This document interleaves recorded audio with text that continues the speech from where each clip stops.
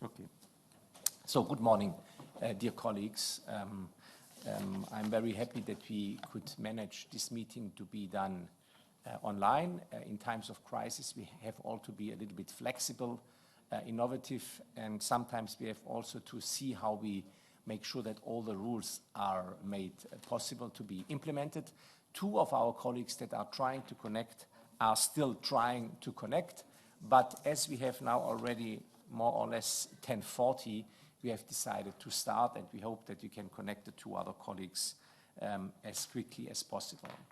I'm welcoming you to that joint parliamentary meeting altogether from the European Parliament in Brussels, which is rather empty these days because our president has decided to go for very strong confinement measures to make sure that we can break that second wave of the pandemic. But we had already this morning a bureau meeting, and we have already exchanged about the situation in the relevant member states of the EEA without the Swiss, but I welcome also our Swiss colleagues to this meeting now. So welcome to all of you to the European Parliament here in Brussels, to our meeting of the Joint Parliamentary Committee. And first and foremost, it's my pleasure to give the floor to Sven Roald Hansen, the Vice Chairman, the Vice President of the EEA-JPC, and I would like to give him the floor to speak and to welcome you as well. Please.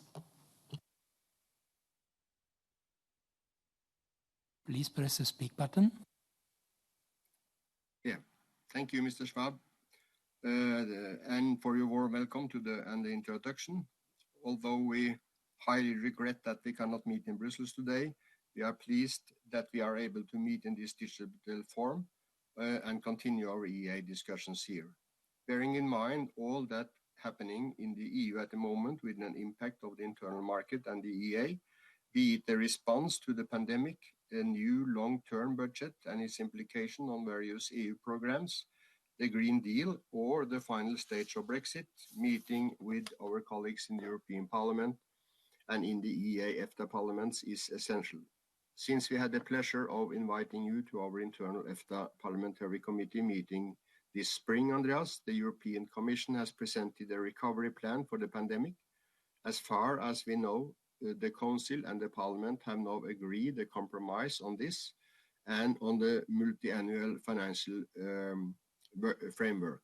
At the same time, we are in the middle of the second wave of the pandemic and a new lockdown of our respective economies. Against this background, I am looking forward to discussions we will have today to explore ways of working together to cope with this unprecedented crisis and to discuss the overwhelming challenge of these times. Thank you, Mr. Chair. Thank you so much, Svein. I think you have already touched upon a lot of points. I would like to mention also that we welcome together our speakers. On behalf of the members of the EP delegation, I will express satisfaction with the good and regular interparliamentary dialogue with the EEA-EFTA's parliaments, because it's not only important in that times of pandemic. We have also heard this morning in the bureau meeting that there are some cross-border issues that we surely will also address later. Even under the current difficult circumstances, we are meeting for the 54th time. This meeting was scheduled to take place in Reykjavik already in May of this year, but due to the traveling and working restrictions, as you know, because of COVID, it had to be postponed, and we will now do it online. We know all that these online meetings do not allow for the same level of interaction and mutual understanding, but it's a way to deal with the difficult situation, and we hope that soon we will do it again in person. COVID-19 in any event has helped us to realize once again how closely integrated our citizens and our economies are. Sven has already mentioned it. We will have the chance to discuss our cooperation during the pandemic as well as the implications of Brexit that is happening with an agreement soon for the EEA in detail during this meeting. I'm sure that we will have an open and useful discussion anyhow. And before we start the meeting, just a few comments about the techniques. We have interpretation, as you have probably already seen, in English, French, and German, and passive also in Italian. I should tell you and alert you on the fact that this meeting is public and web streamed. A video of this meeting will be publicly available on the European Parliament's website, so that you'll be aware of that video streaming. Second point on our agenda, dear colleagues, is the adoption of the draft agenda. I would like to ask you as to whether there are any remarks on the agenda. It doesn't seem to be the case. Then I thank you kindly for your acceptance, and I go on point 3, approval of the minutes of the 53rd meeting of the EEA Joint Parliamentary Committee that was in Vaduz, if I'm reminding myself well. It was a very nice moment there. Are there any comments on the protocol? On the minutes? No, not the case. And then we come directly to point 4 of the agenda, developments in the implementation of the EEA agreement. And I kindly welcome Kathleen Stranz, that I know personally. Sometimes in Brussels we meet. And I would like to give the floor first to Kathleen Stranz on behalf of the EFTA Working Party in the Council of the EU. And then I would like to give the floor to Ambassador Sabine Monwawi, the head of the mission of the Principality of Liechtenstein, that I had also the pleasure already to meet. Please, Ms. Stranz, the floor is yours.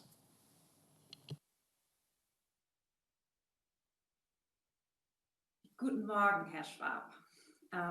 Good morning, Mr. Chairman. Thank you very much, Excellencies, distinguished parliamentarians, ladies and gentlemen. It's a great pleasure for me to address you on behalf of the German presidency of the Council of the EU on the occasion of the 54th meeting of the EEA Joint Parliamentary Committee. Even though it's only a remote meeting, I'm very happy to be part of it. And the EU president of the EEA Council, Minister Maas, who unfortunately due to other commitments is unable to attend this meeting, has asked me to convey to you his best wishes for this meeting. As previous presidencies, the German presidency welcomes the meetings of this committee as a very good opportunity to discuss recent developments regarding the EEA agreement with members of our respective parliaments. With that said, I would like to come to my main subject of this intervention, the work of the EEA Council. As you know, the next meeting of the member of the EEA Council will take place in 2 days on Wednesday, November 18th, by video conference. I would therefore like to share with you some of our expectations regarding this upcoming meeting. The EEA agreement continues to be the cornerstone of our close cooperation, bringing us together as equal partners in the internal market. As expected, on Wednesday, our ministers will hold an exchange of views on the overall functioning of the EEA agreement and in particular the effect of the COVID-19 crisis on the internal market.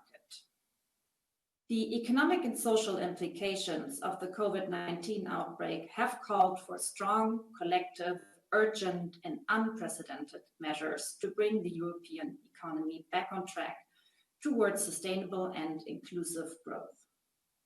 Our ministers are expected to acknowledge the far-reaching effects of the COVID-19 crisis and stress the need to meet this unprecedented challenge in a spirit of solidarity. The particularly close cooperation between the EU and the EEA-EFTA states should be welcome. On Wednesday, our ministers will also hold an orientation debate on Europe's digital future. The COVID-19 experience has shown how much digital technology has to offer and how important it is to ensure that the digital sector is secure and works well for us and our businesses. It is unclear when the pandemic will be over, but it is clear that digital services are becoming a key driver of our economic growth and that the role of our digital technologies will grow even stronger. The recent crisis has also reconfirmed the crucial role of data, in particular the way data is shared and stored. We are therefore looking forward to our ministers' fruitful discussions on this very important issue. Minister Maas will inform the EEA-EFTA partners of the EU Council's intentions to intensify efforts on the implementation of the European Strategy for Data as from February 2020, and ministers can be expected to underline the importance of the close involvement of the EEA-EFTA states in the further design and development of policies and initiatives concerning the internal market. At their meeting on this Wednesday, our ministers will adopt a joint statement which should underscore the central role of the EEA agreement as a solid basis for a strong and broad relationship among the parties. Ministers could also recognize the positive contributions made by the EEA-EFTA states to the decision-shaping process of the EEA relevant EU legislation and programs through their participation in the relevant committees, relevant expert groups, studies and agencies, as well as through the submission of EEA-EFTA comments. Regarding the withdrawal of the UK and the EEA agreement, our ministers can be expected to encourage the dialogue between the EEA members until the end of the transition period and beyond. Regarding the incorporation of EEA-relevant EU acts, the ministers could note with regret an increased number of outstanding legal acts by about 30%, unfortunately, compared with November 2019. While some of this is probably due to the COVID-19 situation, the ministers will encourage both parties to increase their efforts with a view to a swift and streamlined incorporation of the EEA-relevant legislation. Regarding climate change, environmental protection, and energy, our ministers are expected to reiterate the ambition of making the EU climate neutral and transforming the EEA-EFTA states into low-emission societies by 2050, while safeguarding and enhancing competitiveness. Our ministers could also reiterate the commitment to the implementation of the UN's 2030 Agenda and the Paris Agreement as essential multilateral frameworks governing global action against climate change. The ministers could also note a number of key initiatives that have been launched this year within the framework of the European Green Deal, and they are also expected to highlight the social dimension that is an important part of the EEA agreement, and in this regard, note with satisfaction that a number of important initiatives have been taken in recent years. Among them, the communication of the European Commission on a strong social Europe for just transition, setting out the road towards an action plan to implement the European Pillar of Social Rights. The members of the EEA Council could also welcome the participation of the EEA-EFTA states in EEA-relevant programs, in particular, note their significant contributions under the current multi-annual financial framework until 2020. And the EEA Council could also encourage the EEA-EFTA states to take an active part in the EU programs foreseen under the new financial framework. Our ministers will certainly also refer to the Norwegian EEA financial mechanism for the 2014 to 2021 period and welcome the conclusion of the Memoranda of Understanding between the EEA-EFTA states and almost all the beneficiary states in the EU, including the first calls for proposals in the most advanced beneficiary states. The ministers will also encourage the parties to continue the dialogue with a view to swift conclusion of the remaining country-specific Memorandum of Understanding, a timely implementation of the Memoranda of Understanding, and a swift signing of the remaining program agreements. Regarding bilateral issues, a subject to which the meeting of the EEA members will likely devote certain attention to is agricultural trade. Here, our ministers are expected to reiterate the importance of continuing efforts to achieve the progressive liberalization of agricultural trade. As usual, our ministers will take note of the progress report of the EAA Joint Committee and of the resolution on the annual report of the EAA Joint Committee on the functioning of the EAA agreement in 2019 to be adopted today by this body. In the margins of the EAA Council, ministers will also hold their regular political dialogue. And this autumn, on Wednesday, the discussions are likely to focus on Belarus, China, and the implications for the EAA agreement of the UK's withdrawal from the EU. With that, I have come to the end of my intervention.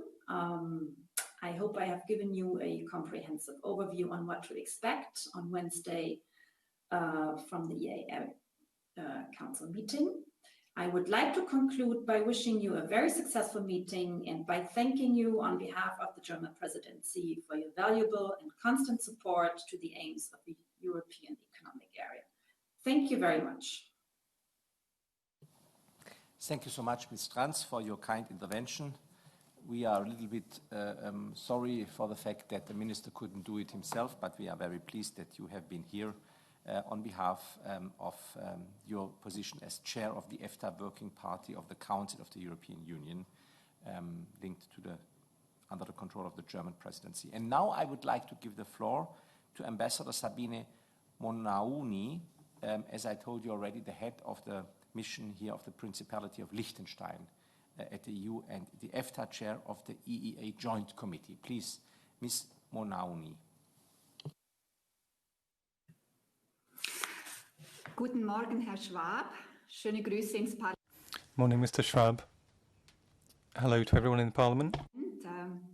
Thank you for inviting me to this meeting. And it's a pleasure to report on the state of the EEA agreement, which I will do in my function as the EEA-EFTA chair. This time, obviously, my analysis takes place under extraordinary circumstances. The pandemic has shaken our societies and economies, and some of our basic freedoms are put into questions, especially our freedom to move. And all our economies suffer as a consequence. Nevertheless, I think it is fair to say that the EEA agreement withstood the difficult test. Overall, it continues to function well, underpinning the very close partnership between the EEA-EFTA states and the European Union. This bears testament to the EEA agreement itself. It is an extraordinary treaty that continues to withstand all kinds of challenges. It binds us together in good times and in bad times.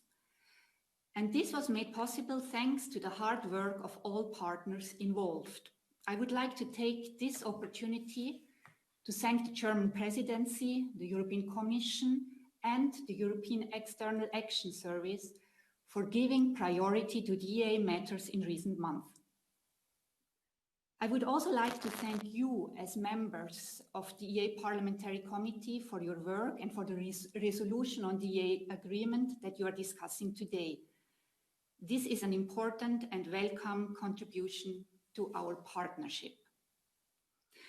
And now I would like to make some remarks on our cooperation during the recent months. Over the last 8 months, there have been many examples of how important our cooperation is. Together, we have repatriated our nationals stranded abroad. We have swiftly incorporated urgent COVID-related acts into the EEA agreement.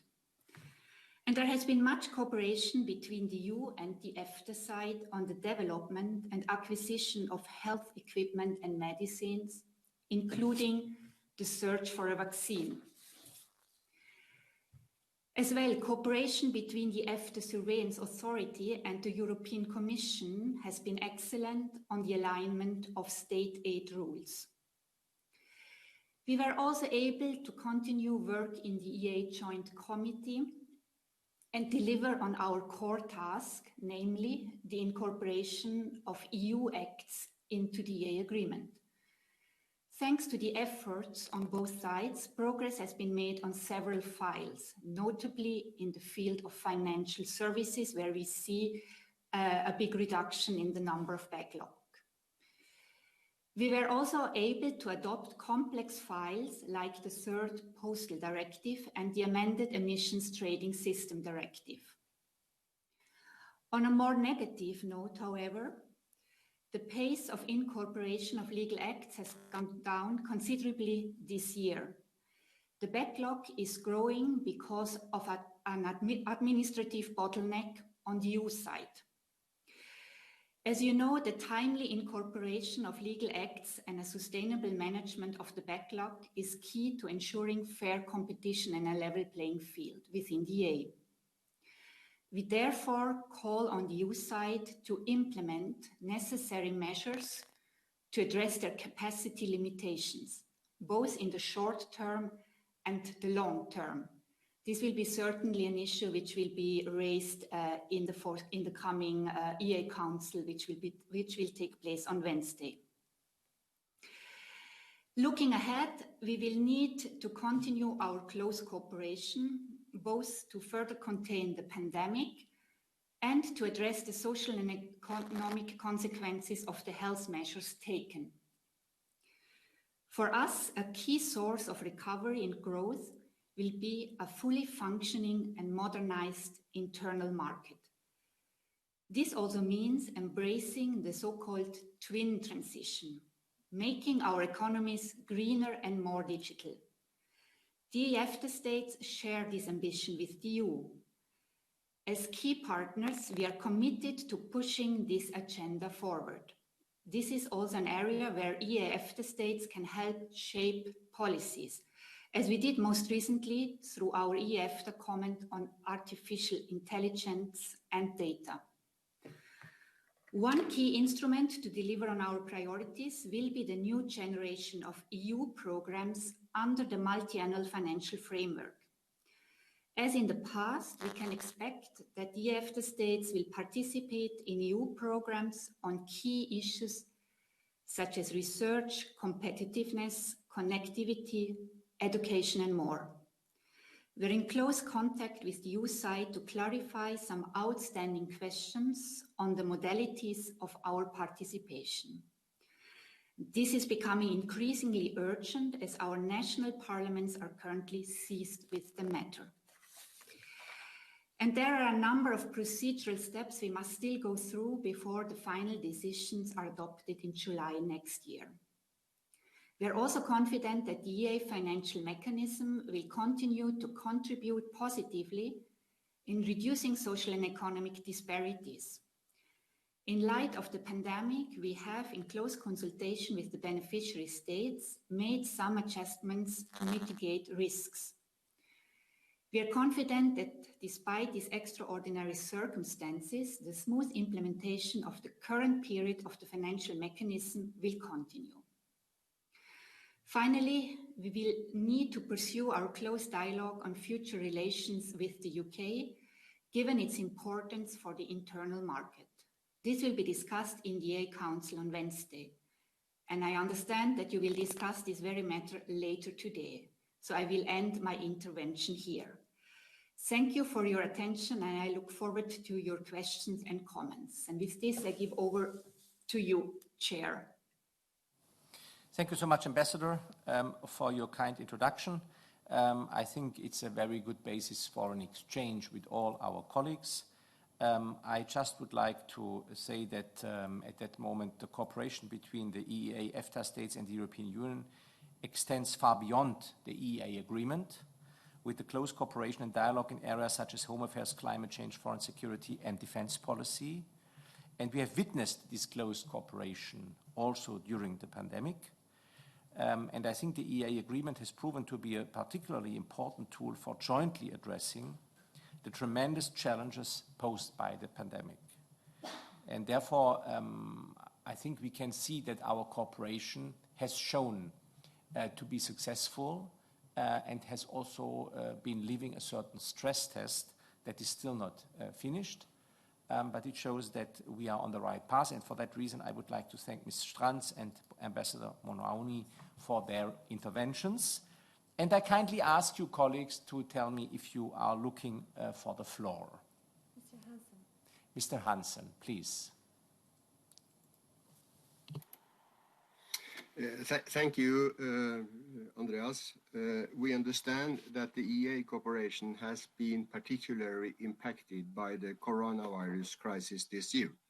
And despite the challenges encountered at the beginning of the pandemic, it seems that the EA agreement has continued to function well. We are pleased that the coordination and cooperation has taken place in various areas, ranging from repatriation of nationals, purchase of protective equipment and medicines, financing of vaccine research, and solidarity in treating patients across the border, as Sabine also underlined. We also welcome that the COVID-related acts could be swiftly incorporated in the EEA agreement, and that the cooperation between the European Commission and the EFTA Surveillance Authority has ensured a consistent approach when making a state aid rule flexible throughout the EA, so we could have measures to help out the economic consequences of the pandemic. And looking ahead, we acknowledge that many policies initiatives at EU level will have an impact on the EA agreement, and we call for a continuous close cooperation in the policy areas relating to the Green Deal initiatives, the digitalization of the single market, the European Social Europe, and adequate minimum wage, as well as the future participation to EU programs during the next financial period. Thank you, Chair. Thank you so much, Co-Chair. Svein, thanks for your constructive contribution. Next one is Claudia Gamon.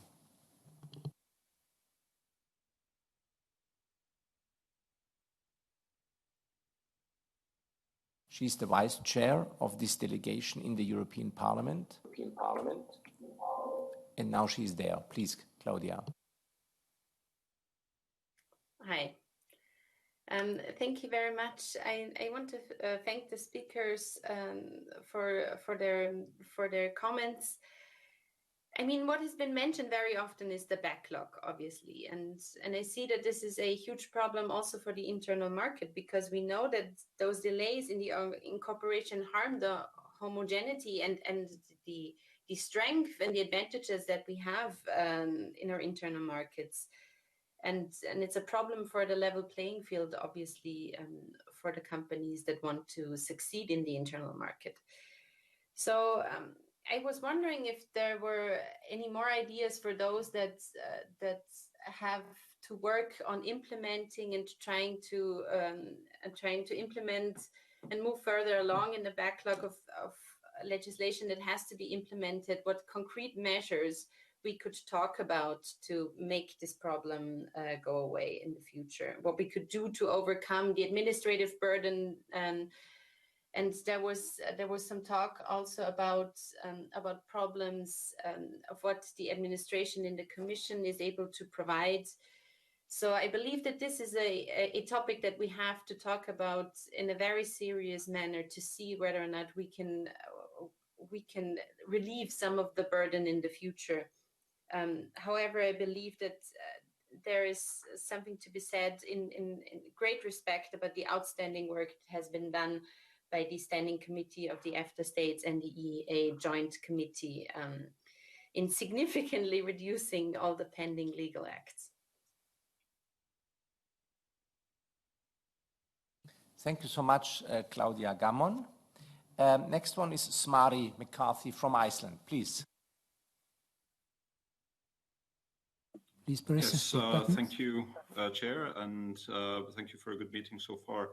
I just wanted to note that it would not be unthinkable for a weaker form of economic association to simply collapse under the burden of a global pandemic, and therefore it's particularly positive to see that the EEA agreement has worked very well throughout.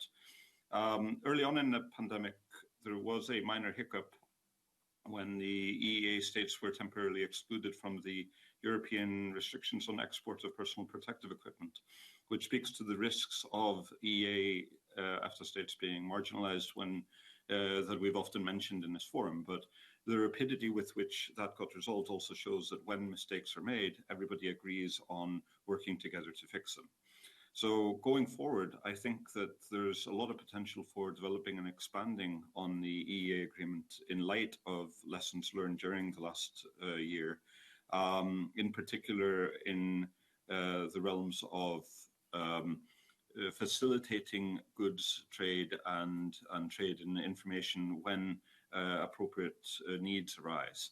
And of course, we can go very deep into this aspect, but in general, I just want to note that everything's been going very well, and this is due to everybody collaborating very well. So thank you. Thank you so much, Smari, to Iceland. Are there any other comments in relation to the interventions of Kathleen Stranz for the German presidency and Ambassador Sabine Monoauni from Liechtenstein? Well, let me, under these conditions, tell you that I think you agree with me that the EEA agreement is much more than a trade agreement as such. It affects the economic and social life of hundreds of millions of citizens in 31 countries, and it ensures by its pure effect of existing legal certainty, equal treatment, and predictable conditions for all citizens and businesses. And in times of crisis, this has been really helpful, although we have been obliged to notify and to understand that some countries at the first moment of this pandemic were thinking that the best protection is to close the borders. But I think now in the second situation of this pandemic, member states are behaving much more seriously and also have learned to work together and to understand that the cross-border control can be as effective as in normal times. The agreement also provides the basis for the member states, the EEA and EFTA states, to participate in the common programs of the European Union, such as Horizon 2020 or Erasmus+. And this has helped to bring together people, students, and citizens in a very important manner, which is beneficial for both sides. And I'm happy to learn that we continue making progress in reducing the number of acts pending in the incorporation into the EEA agreement. Together, we need to continue advocating in this regard, as it's vital for the good and harmonious functioning of the internal market, but also for our cooperation as EU and as non-EU states. Thank you so much for your listening. Thank you so much for your contributions. If there is no one else asking for the floor at that moment, I would kindly thank our speakers again. And I would like to turn the page and to come to point 5 on our agenda, which is the consideration of the 2019 annual report of the functioning of the EEA agreement. And the rapporteurs for this item, which is a regular item because every year we get that report on the functioning of the EEA agreement, it has been agreed that I take the floor first. I'm sorry for this, but it's like that. I would like to mention this report because it's a really important report as it shows how the implementation of common legislation is done all over the EEA member states.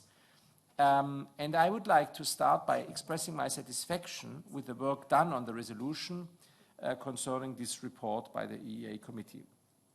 It is our role to ensure the democratic oversight on the work done in the implementation and the functioning of the EEA agreement. As co-rapporteur, as I am, together with my co-chair Sven Roald Hansen, who will speak immediately after me, I would like to highlight in particular the remaining challenge linked to the timely incorporation of legal acts into the EEA agreement. I'm very pleased to tell you that in 2019, 708 legal acts were incorporated into the agreement, compared to 433 in 2018, which represents an increase of almost 63%. This is not bureaucracy, colleagues. This is better cooperation and the contribution to a better functioning of this common European market that we all adhere to. Important legal acts have been incorporated in 2019, such as the Trade Secrets Directive, the regulation on the portability of online services, the implementing acts concerning the regulation on electronic identification, the geo-blocking regulation, and the regulations on the inclusion of greenhouse gas emissions and removals from land use change, and forestry, and on effort sharing. In the field of transport, which is for sure crucial for our mutual understanding and our cooperation, 28 legal acts were incorporated covering inland, road, inland waterways, maritime, and civil aviation transport. Likewise, important legislation was incorporated in the area of free movement of persons, in particular, the regulation revising the European Network of Employment Services, as well as several related implementing and delegated acts on evidence of formal qualification and training courses, and several acts concerning social security coordination. I regret, however, dear colleagues, that the increase of average transposition deficit of the EEA-EFTA states has been rising from 0.7 to 0.9%, according to the latest internal market scoreboard, published in September 2020. This means that we have all to work hard together to make sure that implementation is done as fastly as possible, so that we can really enjoy, that we really can make enjoying our citizens and our businesses likewise the advantages of this cooperation. The draft resolution that we want to vote today on underlines the urgent need to ensure the swift incorporation of some long outstanding legal acts, such as the regulation establishing the body of European regulators for electronic communications, BEREC, the European Electronic Communications Code Directive, the Third Postal Directive, the Offshore Safety Directive, the Tobacco Products Directive, and the regulations on the electricity network codes. So you see, all this is not a bureaucracy neither, because it touches important fields of cooperation that is obviously only possible in a cross-border manner.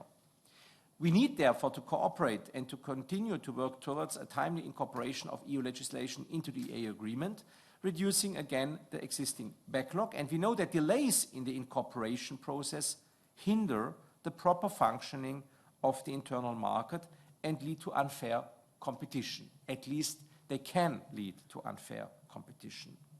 Therefore, colleagues, further efforts and pragmatic solutions are therefore necessary to speed up the incorporation of the EEA relevant rules. Colleagues, we are also aware that further administrative capacity both on the EU and the EEA-EFTA state side is needed, and we need to call on both sides to allocate the necessary staff to do this task.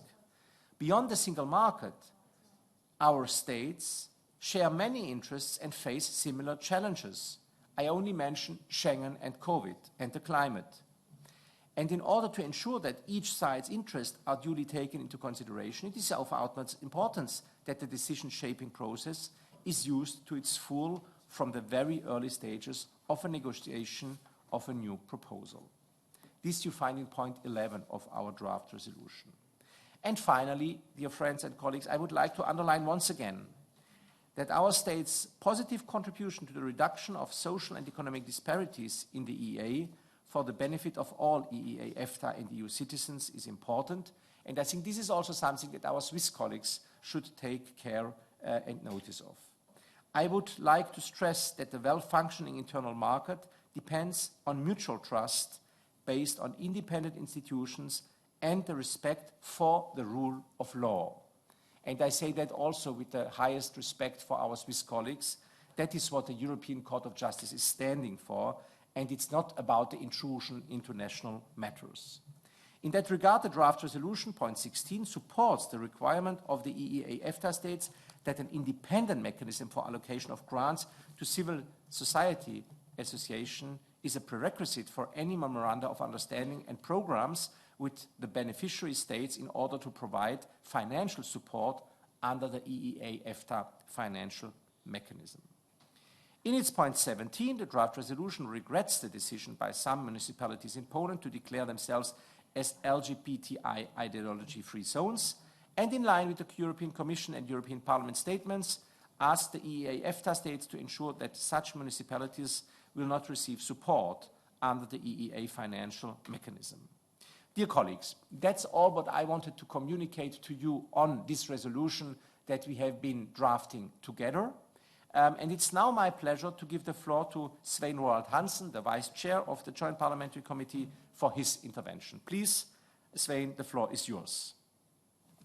Thank you, Chair. And I'm very pleased that we are able to prepare this resolution and to submit it to the EEA Council before its meeting on Wednesday.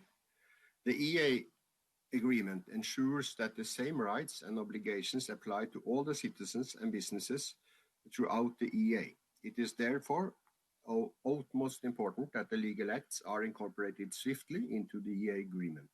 As the Chair said, the EEA agreement is more than a trade agreement. We welcome the fact that 2019 was a very good year in this respect. The incorporation of core acts relating to the financial sector ensured that the backlog was substantially reduced, but more still is waiting. Looking at the figure for 2020, however, we see that the positive trend is now losing pace. We therefore call on the EEA authorities to again allocating the necessary resources to speed up the incorporation. I would now like to turn on to the EEA grants and Norway grants. Through the grants, we are contributing to the economic and social cohesion in the EEA, and possibly also to economic recovery in the beneficiary countries.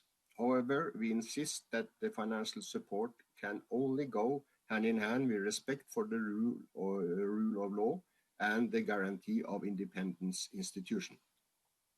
A number of regions and municipalities in Poland has recently declared themselves LGBT ideology-free zones, and the Norwegian Minister of Foreign Affairs has made it clear that it's not possible and not compatible with the rules applied for the grants to provide project support to such zones. And also, and the European Parliament has on many occasions also underlined the importance of securing the rules of law and democracy, the independence of the judiciary, press freedom, and fight against corruption are fundamental values that must be respected. And these values are not only important in their own rights, but form a cornerstone for a well-functioning internal market. We propose to underline this very clearly in the resolution and call on the EEA-EFTA states to ensure that the LGBT ideology free zones or municipalities will not be eligible for support under the EEA and Norway grants. And the same goes for countries that refuse to ensure the independence mechanism for allocating of grants to civil society organizations. And I would emphasize very strongly that paragraph 17 has to stay in the resolution. As a final point linked to this resolution and our work, we consider it crucial, despite the current limitation related to the pandemic, to ensure that our joint meetings continue to take place with the largest possible participation of members. That this is important to safeguard meaningful democratic scrutiny of the EEA agreement. This is especially important in light of the pandemic and the challenges this might cause in the internal market and the many new proposals being developed in the EU just now in the areas of health, climate, labor and social affairs and digital transition, to mention a few. Thank you, Chair. Thank you so much, Svein, for your contribution on this resolution that we have been working out together. Next speaker on my list is Mr. Krasnodebski. Please, Mr. Krasnodebski.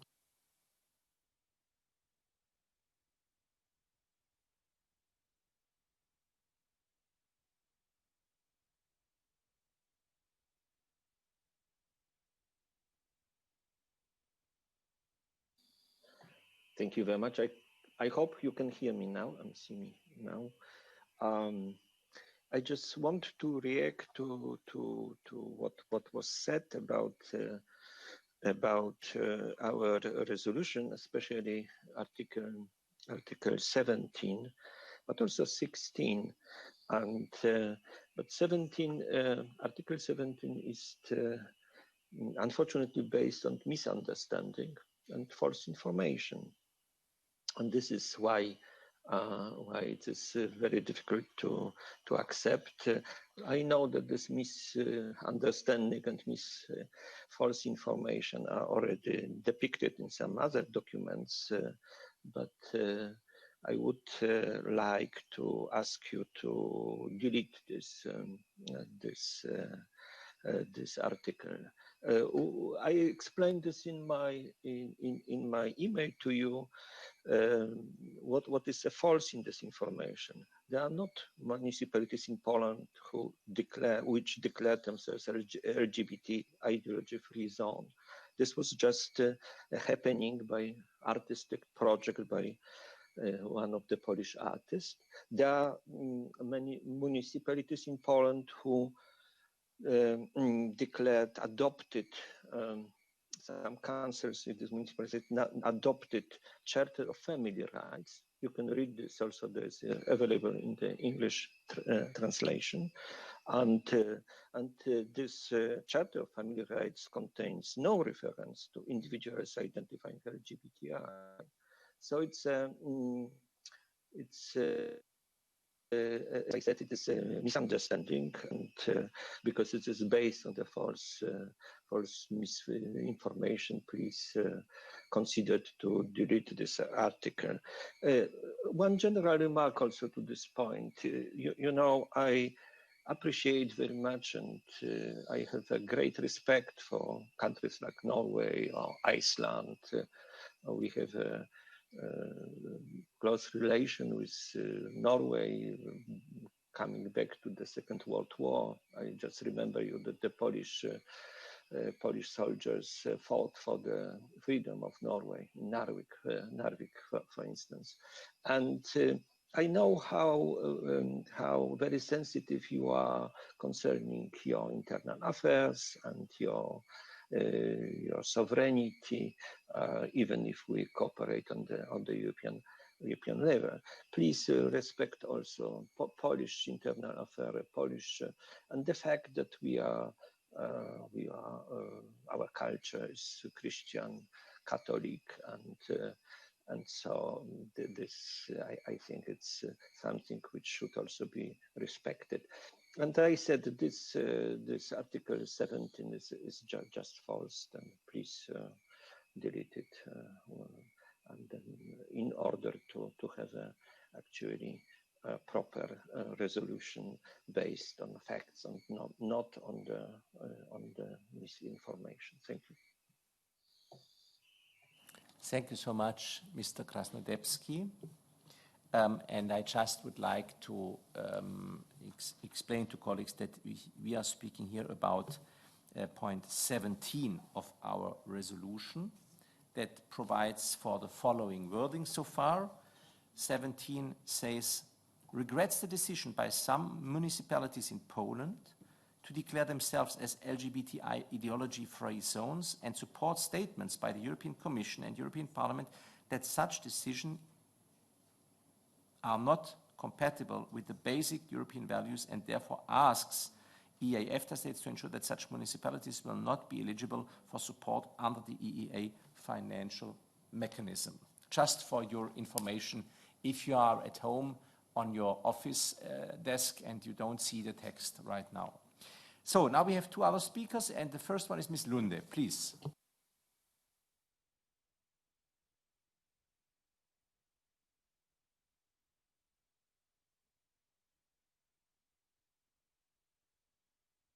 Misunderstanding that the Norwegian government and Norwegian parliamentarians in general supports the European Commission and the European Parliament that such decisions as to declare municipalities as LGBT ideology-free zones are not compatible with the European values.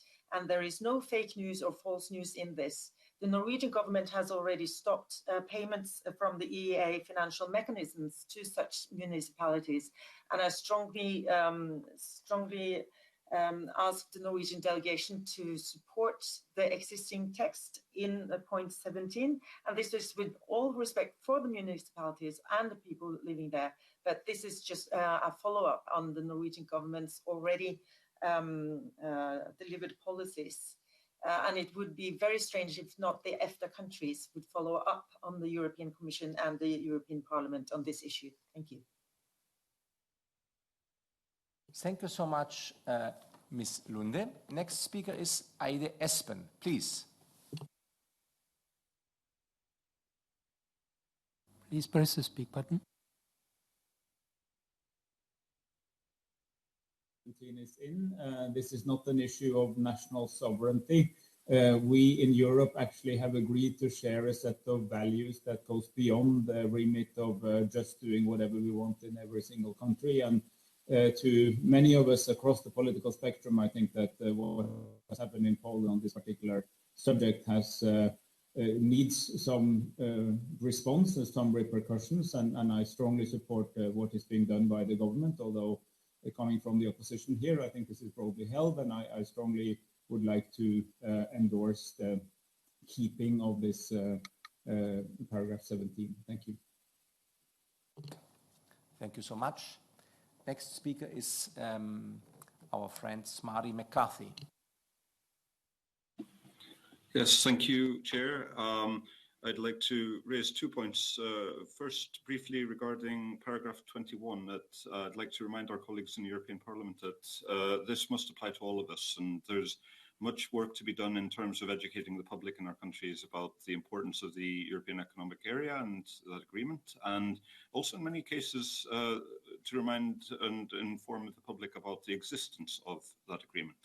But secondly, regarding paragraph 17, I would like to strongly agree with my colleague Svein Hansen and other Norwegian colleagues who have spoken regarding the importance of the EA financial mechanism being used only in places that have demonstrated that they care for European fundamental values. There is no good argument for changing that paragraph at the moment, and aside from our own ability to verify the statements made, we also have ample reason to be concerned about recent decisions in Poland in particular that restrict human rights. Therefore, I will be asking both the Icelandic delegation and all others to support the current text of paragraph 17. This does not touch on national sovereignty. If countries choose to depart from European values, that's their sovereign right to do so. But it's also the sovereign right of other countries to not support countries who depart from human rights. So, thank you. Thank you so much, Smari. Are there any other colleagues that ask for the floor? Mr. Krasnodebski would like to speak again, please. Once again, dear colleagues, I can you assure we respect the European rights, and I invite you to Poland and can show you this. You can prove this, you know, on the ground with empirical evidence, and we have also, you know, to respect our constitution. Our constitution, family is the very high value. And also, marriage is defined as a marriage between a man and woman. Thank you. Thank you so much. I would like to make a certain conclusion at that stage. First of all, referring to paragraph 22 that has been mentioned by my Icelandic colleague, which is truly an important issue because it has limited the possibility for citizens not only within the European Union, but also in the EA-EFTA zone to move to other countries of this free trade and free and open border zone. And therefore, I think this is really a point of common concern to all of us, that we want to make sure as quickly as possible that the borders remain open all over the area of the EA-EFTA. And that has to be a principle that we stick to even in times of difficulties. And I think paragraph 22 makes that very clear, and I'm very grateful that it has your support. On paragraph 17, I think to be fair with Mr. Krasnodebski, we have to admit that the procedure in these online formats of Interactio or of Zoom or of WebEx or of whatever are much more difficult to be managed than in a normal parliament. I think that we cannot do much more than vote this paragraph separately, also because of the fact that there is no better wording. I could have imagined in a normal meeting that we vote on a text that I change now a bit, where we could be saying paragraph 17 supports the decision by some municipalities in Poland to sue artists about wrongly put LGBTI ideology-free zones posters and support statements by the European Commission and so on and so forth. This amendment that I think would be in line with Mr. Krasnodebski's idea, who is explaining to us that this has been wrongly communicated as the municipalities being the actors of this, but rather some activists or artists. But unfortunately, we have no chance to go that much into the work of a detail of these declarations, and therefore we have only the option either to vote in favor of the text or to vote against. I'm very sorry for this, although I have taken note of Mr. Krasnodebski's points in the email that he has sent to us, and he wanting to vote paragraph 17 out of the text. Are there any other further comments of colleagues?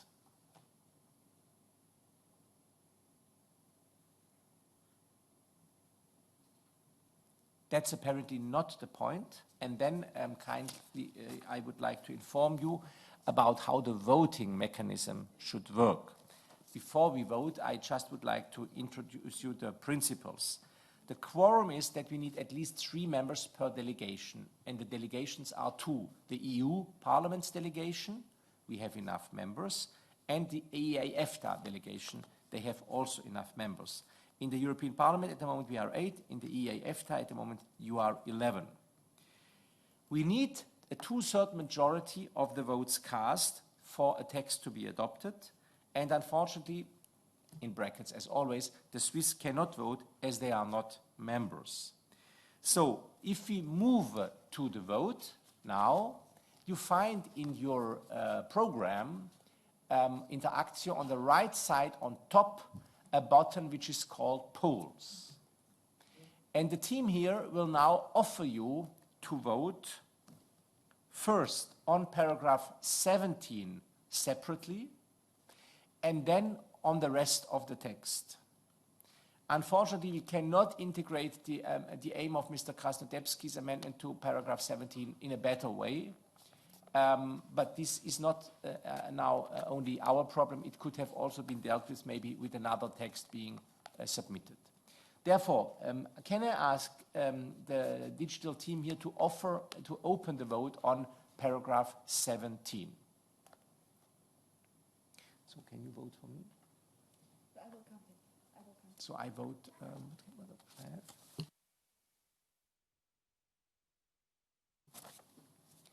Okay, so I see that votes are counted. This is very interesting for me to see. I see it for the first time like this. So there is 1 abstention, 1 vote against, and 15 in favor so far. I would like to close the poll now.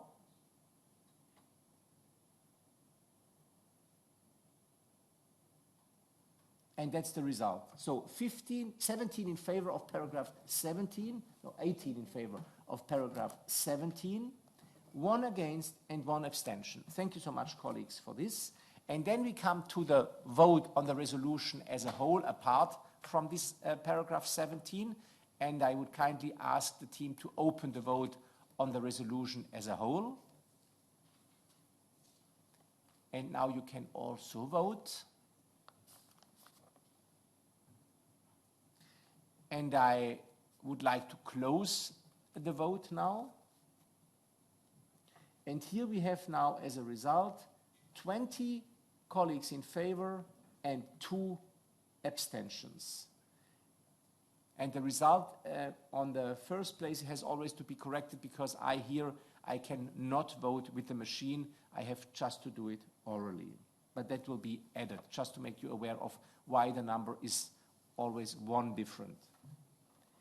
So thank you so much. Let's close the vote. Are there any comments on this vote? Can you agree with that vote as I have been presenting to you? That's apparently the case. Thank you so much for your understanding. And then I think after having voted on this resolution, we come now to point 6 of our agenda, which is called the Internal Market Amid COVID-19 Pandemic, State of Play and Prospects. And here I would like to warmly welcome, first of all, Mr. Hubert Gams from Austria, Deputy Director General in DG GROW in the European Commission. And I would like to give him as our guest speaker the floor first. And the second speaker is my colleague from the Internal Market Committee from Denmark, Christel Schaldemose. But please, over to you, Mr. Gams.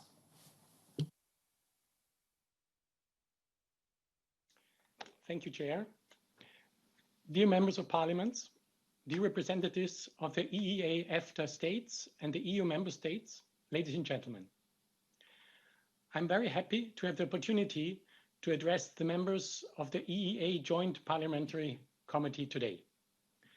Since May, when my Director General, Castiglione, was invited to the EFTA Parliamentary Assembly, the shockwaves of the COVID-19 crisis have continued to be felt in Europe and the world, deeply affecting our societies, our health and social care systems, our industries and our economies. The crisis reminded us at least of 2 valuable lessons that are central to the European project. There is no national solution to a disaster of such a magnitude. And solidarity makes us stronger.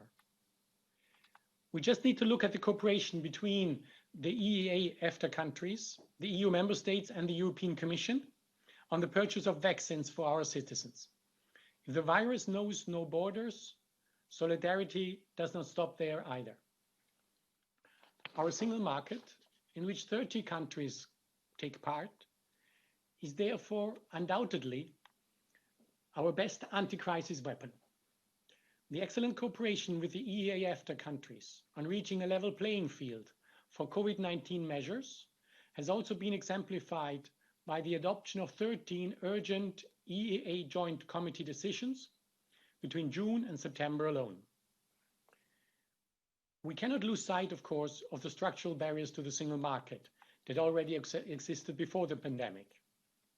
For this, an ambitious implementation of the March 2020 Action Plan on better enforcement and implementation of single market rules is of key importance. And I would like to use this opportunity to laud the close cooperation with the EFTA Surveillance Authority. To speak with the words of the President of the European Commission in her State of the Union address in September, we need to give the single market a boost. That means we need to repair the short-term damage caused by the crisis, while also investing in our long-term future. Our single market is a unique springboard for our companies and our industry to compete globally. To make the most of this, we need to invest collectively to be at the forefront of technological development and of climate neutrality. Allow me to briefly explain our approach through ecosystems. To accelerate the double green and digital transition that were also mentioned by Ambassador Monauni earlier today, we have put the ecosystem approach at the heart of the new industrial strategy. Now, ecosystems span across the EU member states and the EU EFTA countries and encompass all players operating along a value chain. The SMEs, the smallest startups, the largest companies, research activities, the services providers and suppliers. And in cooperation with stakeholders, we have identified 14 industrial ecosystems that represent around 90% of the business economy value added in the European Union. We have taken a good start in areas such as batteries. In July, we launched the new European Clean Hydrogen Alliance. It will support the development of a globally competitive clean hydrogen sector in Europe, and it will provide opportunities for some of European industrial sectors that are the largest emitters to achieve deep carbonization and play a key role in Europe's transition to a carbon neutral economy. In September, we launched a European Raw Materials Alliance to strengthen the EU's resilience in the value chain of rare earth and permanent magnets, which are vital for many industrial ecosystems. The objectives of our industrial strategy also guide our recovery plan, which is historic in terms of both its volume and its political, institutional, and budgetary architecture. The recovery plan is destined to transform the huge challenge we face into an opportunity, not only by supporting recovery, but also by investing in our future. The European Green Deal and digitalization will boost jobs and growth, the resilience of our industry, and the health of our environment. Finally, let us not forget that our internal market and industrial policy are incomplete without a trade policy. By ensuring a level playing field for European companies and by securing a fair access to third country markets, trade policy plays a key role to make Europe more resilient. And I would like to mention in this context the statement by the European Council in October to accelerate the work on the international procurement instrument. There is also the follow-up to the white paper on foreign subsidies.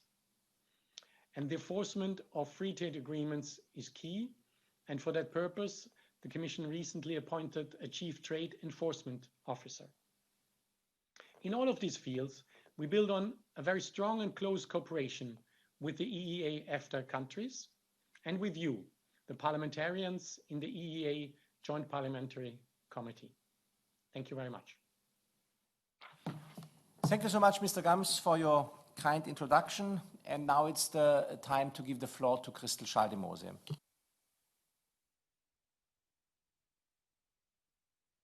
Thank you very much, Andreas Schwab, and dear colleagues. I'm happy that I have a chance also to speak here today, even though it is difficult creating networks and learn from each other when we do it sitting behind the screen. But that's the situation, and it's better to have these kind of meetings than having nothing at all. Well, honestly, I think that a lot of things has already been said, both earlier in the other topics and now from Mr. Gams. But for us as European parliamentarians, this crisis has been very, very difficult.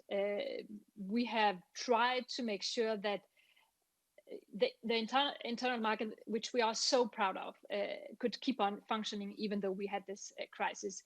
And from the European Parliament side, we have done a lot of things throughout the whole crisis. In the beginning, we put a pressure on the Commission to make sure that goods could circulate freely around the internal market, because that was not the case. We've been pushing for better coordination between the member states. We've been pushing for making it clearer for us as citizens to understand the color codes of the crisis. What did green and what did yellow and what did red mean? When was it difficult to travel, and when were the infections too high to accept people traveling? So, I mean, we have tried really to do a lot of things, but we have also tried to stick to what we had already implemented and stick to our legislation, for instance, in the area of consumer protection. It has been very important for the European Parliament to emphasize that a consumer right before the crisis should also be a consumer right during the crisis. For instance, getting reimbursement for your unused or for your cancelled flights. So we're trying to do a lot of things.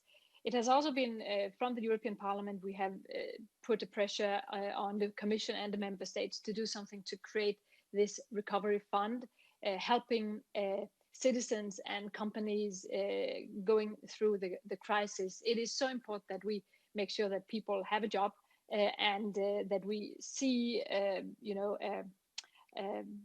new prospects for the future. So therefore, the recovery fund has been very important for the European Parliament to make sure we got We've also been discussing, and there has been some tough fights amongst the members of the Parliament, but also with the Commission and the Council, especially in order to make sure that we could finalize the multi-annual financial framework, the budget for the next 7 years. And luckily last week there was an agreement, and I'm happy to do that, to support that agreement. We need to have the basis in order. We need to make sure that we have money to create the recovery.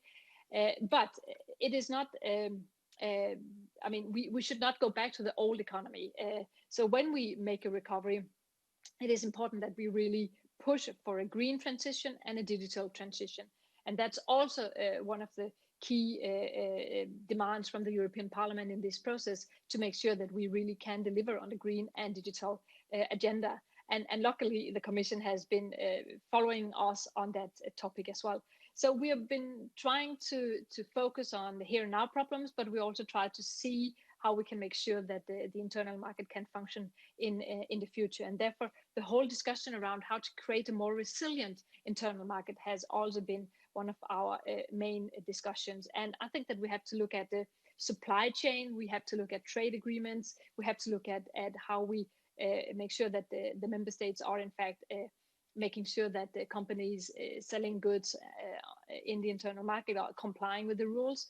Not just those who are manufacturing goods internally in EU, but also those who are selling from outside EU. That's very important for us. So, I mean, for us, it's really, really important to make sure that we keep on having a very well functioning internal market, that we create a better internal market in the future that are more resilient towards things like a COVID-19 crisis, but also that we stick to the fact that what is important before a crisis should also be important during a crisis, that if you have some rights, you should be able to get those rights taking into account, for instance, if you have a cancelled flight. So that is what we're working with. And I think we have been relatively successful so far, creating green lines, creating a better coordination between the member states, making sure that people at least get a voucher for their cancelled flights,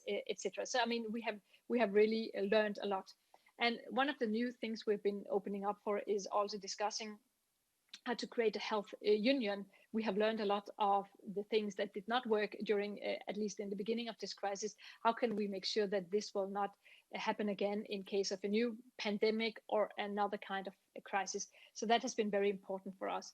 But having said all this, I have to say that I have personally been happy to learn and to see how well we have tackled this crisis together. It was a big crisis from the beginning. It was difficult to find money, and yet we did succeed in that. Of course, it takes time. We are 27 member states and a lot of states outside EU where we cooperate closely with, and in order to coordinate all this is complicated. And still here we have still a functioning internal market, and we have found a recovery fund, and we have found a new 7 years budget, even in terms of this crisis. So I think this is important. What will come now is we need to make sure that we will be able to deliver on the Green Deal and the digital transition. And therefore, I think that we will, in the coming months, work on the legislative proposals coming out from the Commission, for instance, on circular economy, on sustainable consumption, on all the digital files, data governance and data strategy and things like that. So we will now see that we are not turning completely back to normal, because we are not there yet. We are still in confinement, but we have a focus now also on legislative proposals that are going beyond the here and now crisis management. So with these words, Andreas, I will give the floor back to you. I am very proud of what we have achieved so far, because we have stuck to the fact that we really believe in our internal market, and that we will fight for making this work even under difficult circumstances as what we have seen here under the COVID-19 crisis. But I also hope that we will learn and do it even better in the future. Thank you very much. Thank you so much, Crystal, for your contribution. The floor is now open to all of you. I know that there have been some questions in the JPC with Iceland that we did this morning. And I'm very happy to come back to this, referring to the resolution of the European Parliament of April, but also the resolution that we did in September, shows very clearly that the European Parliament is strongly committed to push member states into the direction of keeping the single market and open borders alive. The European Commission has been helping a lot with the green lanes on the free movement of goods, but for free movement of services, there is still a lot to be done. And we are observing a growing tendency to nationalism, especially in the area of the agroalimentarian area. So it's called agro-nationalism. Shops should sell only food that is produced in a remit of 50 kilometers around the supermarket or from the member states in which the supermarket is located. That is quite difficult for bananas because in some countries there are no bananas growing. Therefore, these rules are a bit done in a desperate try to show that the nation state is still the only corner where order can be given to citizens. That's not true anymore in the 21st century. We can create that rule-based approach and that freedom to our citizens only if we work very closely together and if we accept that some parts of our supply chain have to come from elsewhere. And there is someone of our colleagues who has asked for the floor. It's Ade Espen. Sorry, please, Ade.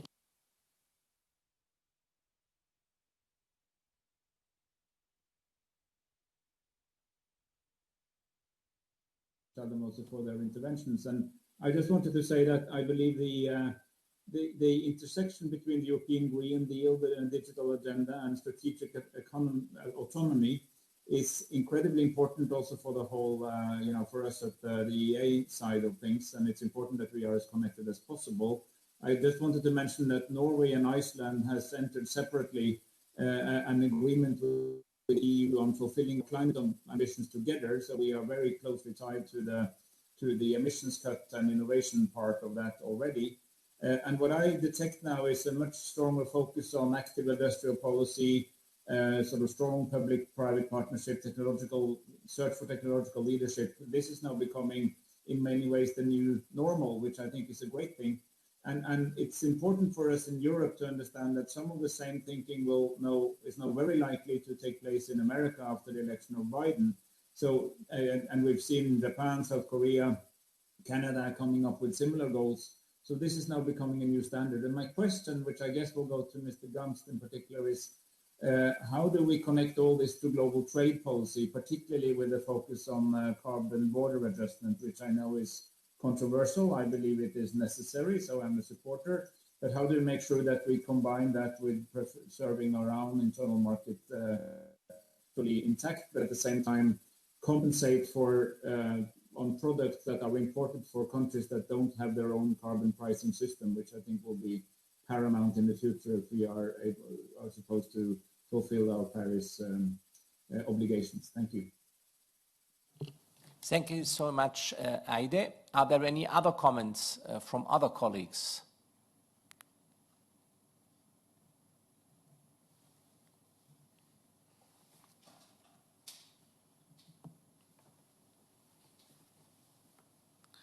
If this is not the case, Smari has asked for the floor. I apologize. I don't see that well from here. I only see a yellow light showing up, but I know I can also read your name. It's very good for my eyes to learn a bit more watching into the distance. Smari, the floor is yours. Yes, thank you, Chair. I just wanted to jump in since nobody else had asked for the floor to support the use of the term agro-nationalism to describe this situation where countries are trying to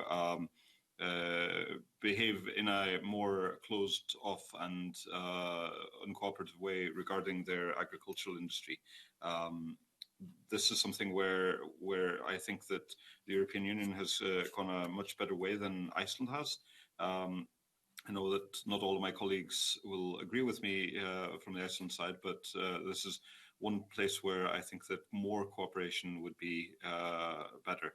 I do share my Norwegian colleagues' concerns about the environmental footprint of transporting goods. And while Iceland does produce bananas in some small quantities, there are always going to be things that need to be transported, both for economic efficiency and for simple matters of logistics. So in this case, I think that we should be looking to more cooperation. Thank you. Thank you very much, Smári. That's also what the European Parliament has said in its resolution, in 2 resolutions, by the way. And it's important that we also communicate this opinion all together to make sure that in the EEA-EFTA area there is no misunderstanding. We have not been supporting the member states who didn't stick to these measures even in the pandemic, because we believe that we want to protect all citizens. We want to make sure that we can fight efficiently the pandemic, but we have very clearly expressed our belief that that cannot be done by closing borders or by going to some sort of food or other sorts of agro-nationalism. And if you start there, it can very quickly lead to nationalism in other areas as well. And that would be detrimental to the single market and to the very high level of wealth that this single market has been able to assure to nearly all of our citizens. Well, having said that, I would like to give the floor back to Mr. Gams to make a final comment from his side. Please, Mr. Gams.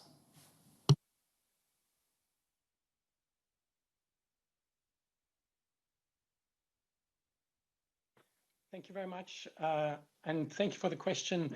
On the carbon border adjustment mechanism and how does it go together with the role towards climate neutrality, I think it's clear that the EEA, the European Union, all countries covered by the EEA and the European Union are of course open.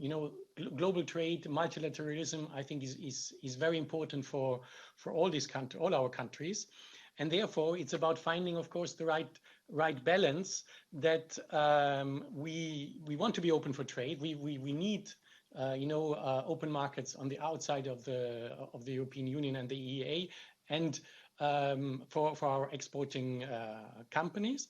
But at the same time, we also have to ensure this level playing field with them, and we cannot accept that we demand big efforts from our industry, for example, to reduce emissions on our way to this climate neutrality, and then would let producers in other parts of the world come in with products that are not respecting the same standards. So that's why we see a need to find the right instruments to ensure this level playing field. And I think it's also clear that we have to do our part for climate neutrality, and we have to demand also the part and the action from our global partners. This is, of course, there's now more hope in some parts of the world that they will be more open to go this way with us.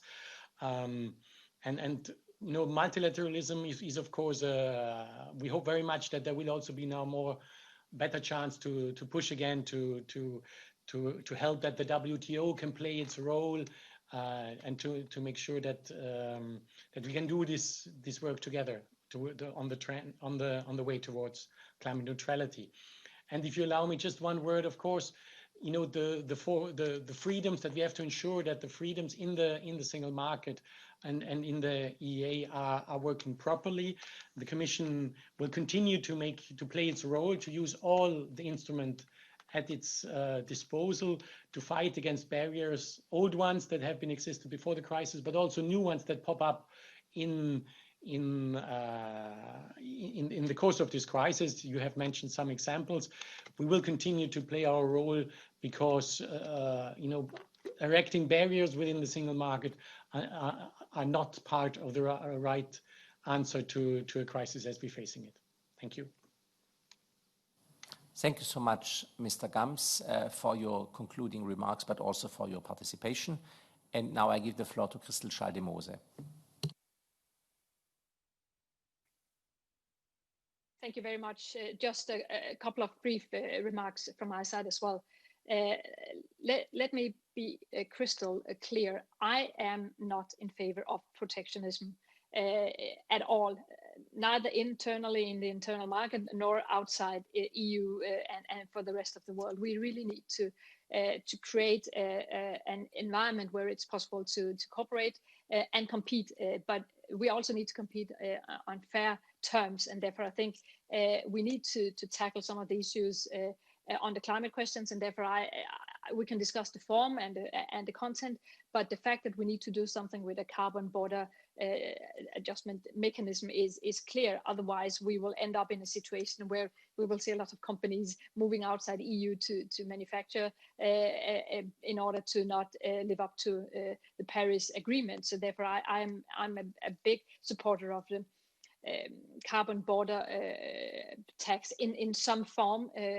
Not because I like that, but because we need to make sure that we are delivering on the Paris Agreement. And also internally on the single market, we need to make sure that we're not making something like buy only French or buy only Danish or even locally. We need to understand that one of the biggest achievements is the internal market and the right to sell goods and services all over the single market, and therefore we cannot accept this kind of protectionism, and we need to fight it. But of course, I understand where it comes from. In times of crisis, we tend to want to protect the local jobs and the jobs in our own countries. But we need to understand that that's not the way to go. We need to create a fair level playing field, a fair competition throughout Europe. So therefore, we need to tackle this, and I'm sure that we will be able to tackle it by the Commission, by pressure from the European Parliament, and hopefully also from member states, understanding that this is simply not the way to go. But I am confident, and I'm sure that we will solve these issues. And I think already today we have seen the Commission being rather proactive in order to make sure that we don't see an unfair competition internally in EU. Thank you. Thank you so much, Christel, for your clear commitment to open markets and a level playing field. And like that, I think we can close point 6 of our agenda. And we move over to point 7, which is called Implications of Brexit for the European Economic Area. And we have today a certain number of contributions. And I would like to start with my colleague from the Greens, Gwendoline Delbo-Corfield, and she is also there. Please, Gwendoline.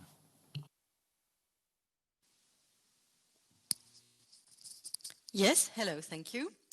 Hello, everyone. I think this meeting was very interesting until now. Hope it will go on. I am indeed a member of this delegation and also at the same time member of the United Kingdom Coordination Group in the European Parliament.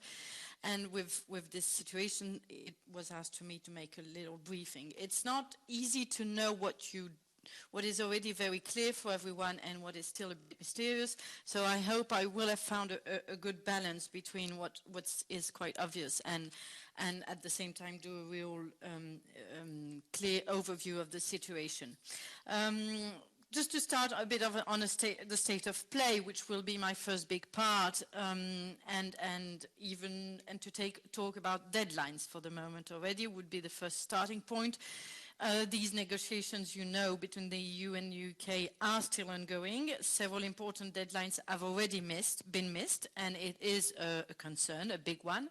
Originally, the EU's chief negotiator, Michel Barnier, had set October 21st as the final deadline to reach a full legal text, which would allow for its ratification. Now we are 45 days until the end of the transition period. Time is running out to reach a deal, and we're still trying, but things are getting more difficult notably for Parliament's scrutiny, of course. The last round of negotiation took place in London last week. Negotiators will meet again this week in Brussels, and for once, and it had been a long time since it had happened, both sides report that progress was made. But there are still major divergences between the two negotiating parties, and in particular, of course, you do know that there is difficulties to find common ground on governments-related provisions, on the level playing field related dispute settlement, and also on the very specific topic of fisheries.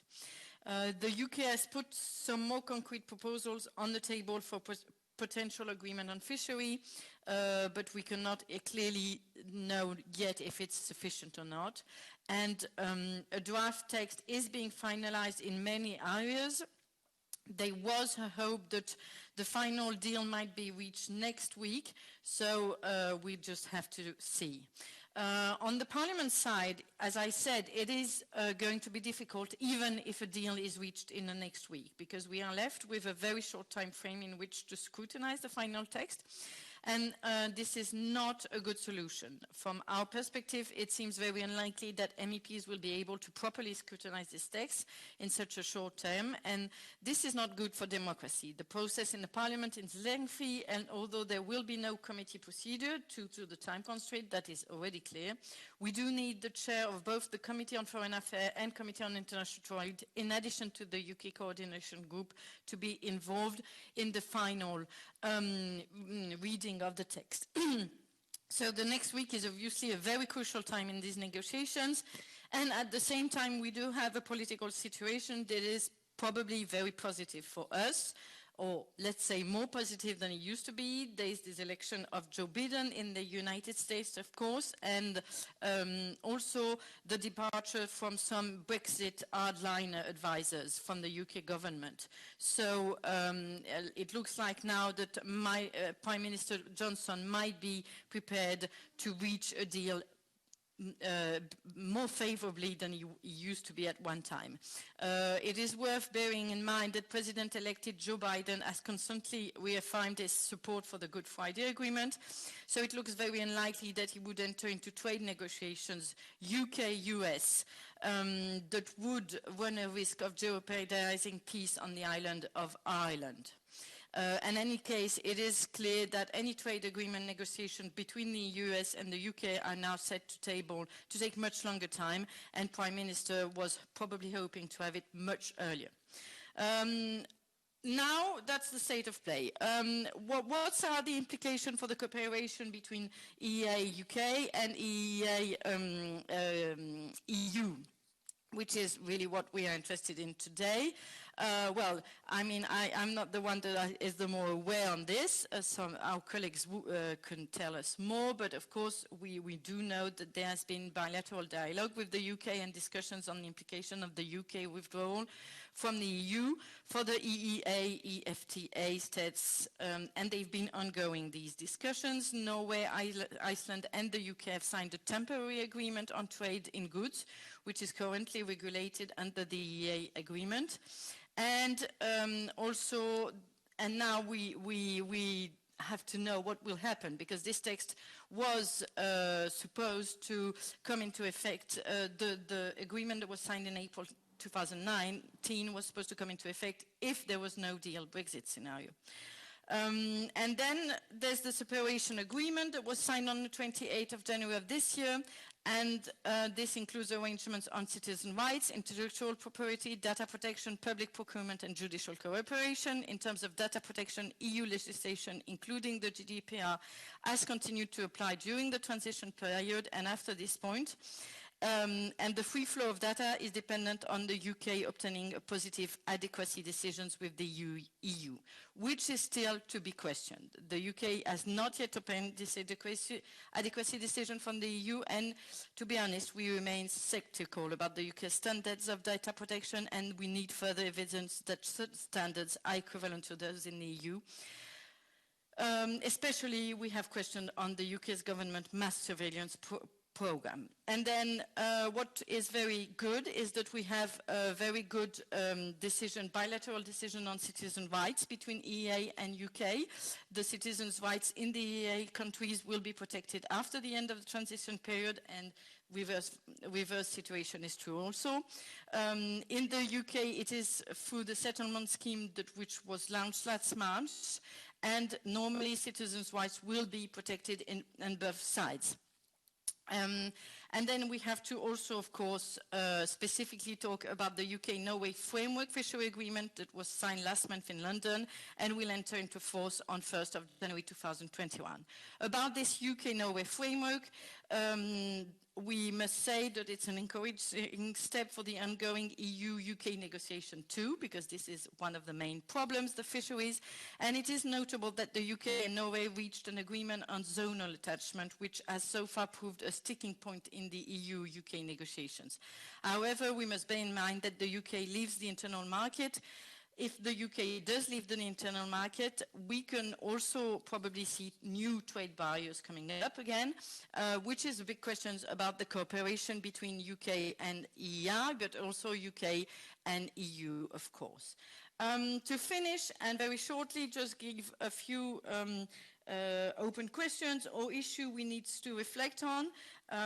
This UK-Norway framework agreement on fisheries is one first agreement that has been made completely bilaterally, and this is of course completely not only legitimate from the part of Norway, but it is also making sense because there's so much exports of fish between the two countries. So this is really very logical, but at the same time it does make us think about the fact that it's the first action of cherry picking that the UK has been able to do, and we should be aware of this and be a bit careful about the way that UK might start having these bilateral agreements on certain topics with everyone and choosing a bit what they need, which could, of course, not only endanger the cooperation we all have together, the internal market situation, but of course has two very important implication, the one on level playing field, which is really the problem we have, and I've heard we had a lot of discussions about environmental issues in the last hours. Well, of course, that would be a big problem. And then the very specific situation of Northern Ireland and how trade can be done in Northern Ireland in this very specific situation. The second thing I wanted to just send as a question to all of us is be careful about the citizen rights. We know that UK is not always careful with the data protection, with data concerning the citizens. We are also worried about some aspects of how they didn't give papers to some of their citizens in a number of situations. So we must be very careful on these aspects. And then also, of course, there again, the situation of Northern Ireland, where the last decree that the Parliament did is a bit worrying about how they will treat Northern Ireland. And then third thing is that we could hope that through the discussions with EEA, we also have a good practice sharing, because of course what could have been a solution for UK would have been to follow the Norway cooperation with EU, Norway being very, very involved because they are also very involved in the money sharing and in a certain number of rules that they agree to apply. UK didn't want that specific way of working of Norway, but they could probably learn from what is the cooperation today with the members of EEA. Thank you so much. Thank you so much, Gwendoline, for that very, let's say, thorough description of the situation. It has been very helpful for our colleagues to understand the current state of play. And if I read today's press in the UK, I think there is a last attack against the EU before there will be a deal done. And that could also be a very positive outcome after a very lengthy debate. Now we have 3 or 4 colleagues from the EEA states that want to take the floor. We are a little bit running out of time, so I kindly ask you to limit yourselves to around about 2 minutes. Please can I invite you therefore to start, Heidi Lunde. Well, thank you so much, and thank you so much for this this update. It is very useful at this crucial point in time. And I must say on my behalf that I'm very impressed by the role that the European Parliament and your coordination group has played throughout these negotiations, with very clear positions for Mr. Barnier to take into the discussions. And this shows, I believe, that the power of the European Parliament ensuring the interests of your people, both nationals and Europe as a whole. So as you know, the Norwegian relationship to the EU is not directly affected by the Brexit as such. The EEA agreement provides a stable framework for our economic relations to the EU. But the problem is that the EEA agreement has also provided a framework for our relationship with the UK. And even though our relations have always been strong as allies and trade partners, we still need to find other agreements and ensure new ties that binds us together. So as you mentioned, we have been in bilateral, had some bilateral agreements. And I thank you so much also for the warning on citizens' rights, especially on the data protection rights. I'll be sure to note that down and bring that forward as well. When we have some transition agreements, as the rest of you also have, ensuring citizen rights, aviation, and so on, and also the bilateral negotiations that you mentioned. I think it's interesting that you cover the management of the fisheries, because we think of this as a framework for annual negotiations on sustainable fishery and predictable management of stocks. But regarding this, Norway would like to see a tripartite agreement with the EU and the UK about management of joint fish stocks in the North Sea, just so that you know, we neither want the cherry picking or the herring picking, just so you're aware of that. We know that it won't be realistic to conclude and ratify a trade agreement before the EEA, EFTA states and the UK by this end of the year. So we have an agreement, as you mentioned, with the Icelandic government that we concluded by the end of October. But it would be interesting to hear from you what you expect if a trade agreement is not possible between the EU and the UK. Will you then have temporary arrangements, or will you revert to the WTO rules from January in the start of next year? With regards to the temporary agreement, we have a temporary agreement covering trading goods, and we are also looking for a limited agreement on services and investment. The issue is that we have no guarantees that the products will not be subjected to controls on the border. And I think that is the main concern for Norwegian businesses and the Norwegian government as well. So we will have a tariff-free trade, yes, and we will welcome that.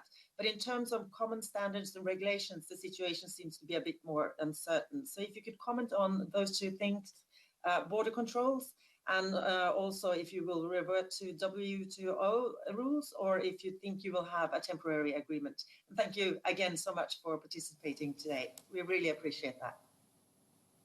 Thank you so much, Heidi. Next speaker is Elfried Hasler. Please press the speak button.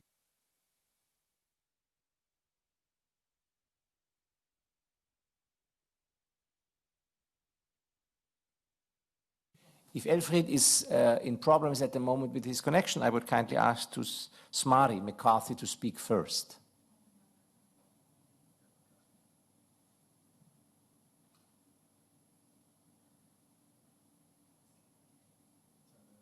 Mr. McCarthy, you can press the speak button, please.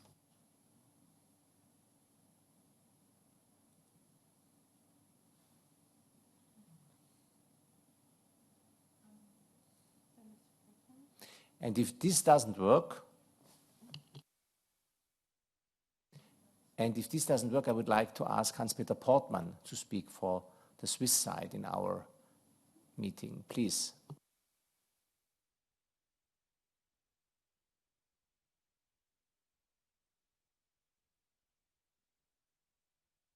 Mr. Portmann, please press the speak button. Thank you.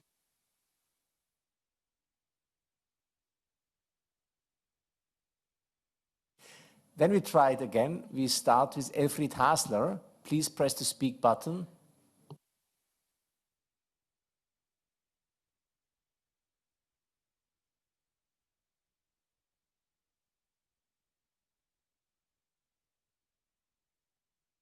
Do you see me? Yes, we see you not very well because the video is on the wrong side, but we hear you and we see something from your office. Just a minute.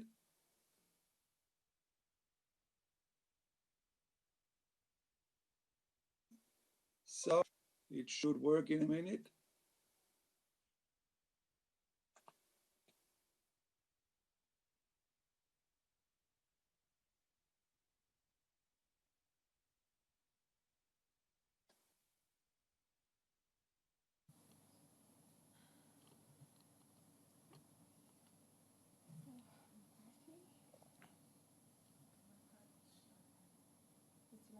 I mean, we can also give a chance to Hans-Peter Portman and Smari McCarthy to try to speak.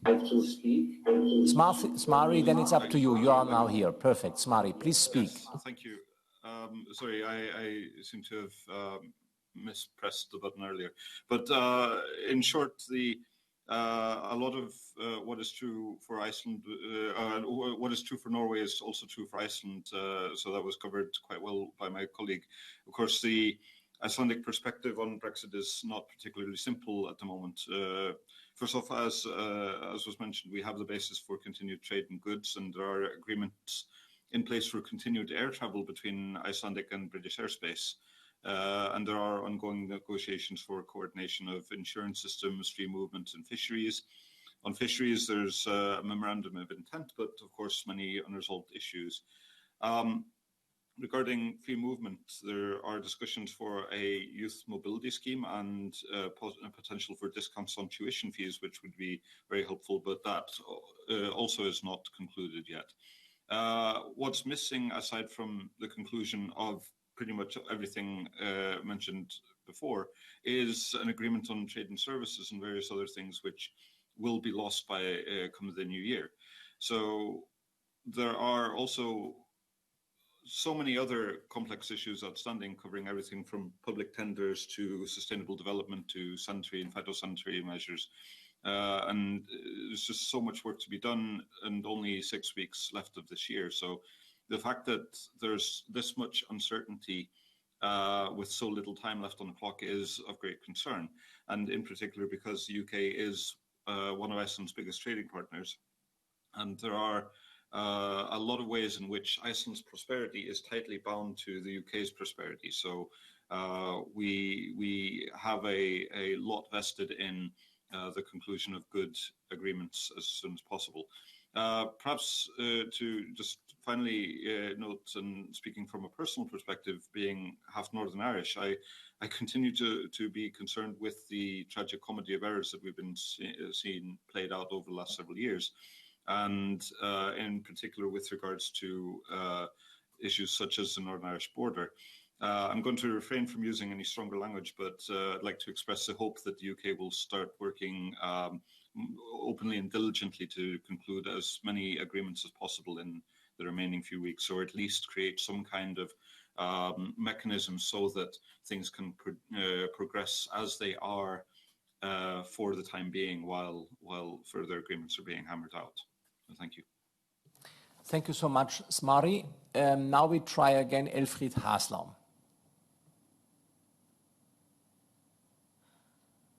Please press speak button.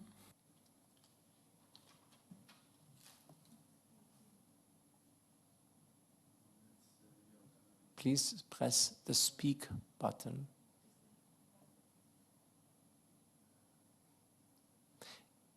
Apparently there is a problem still. Maybe we can try Hans-Peter Portman.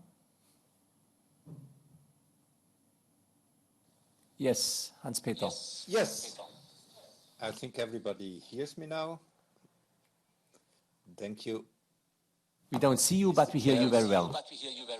Yes, you cannot see me because you're not supporting the Apple devices, especially the iPhones, I guess. This is because of the sanctions of the EU against Apple company, but I'm not sure. What is very bad, I was this morning at my Kurdish barber, but now you can hear me. I hope it's okay too. So, dear colleagues, Mr. Chair, as for all of you, the United Kingdom is, of course, an important economic and political partner also for Switzerland. And until the end of 2020, Switzerland's bilateral agreements with the European Union will continue to apply to the relations with the UK. At the end of the transitional period, the EU-Swiss regime will cease to apply to the relations with the UK. And under we already talked here a lot about this, under the Mind the Gap strategy, Switzerland and the UK negotiated a new contractual framework based on 5 agreements in view of maintaining to the extent possible the current rights and obligations granted by bilateral agreements between Switzerland and the EU. Let me mention here, from the beginning of the exploration talks until the end of the ratification by the parliaments of these 5 new agreements, we only needed 18 months.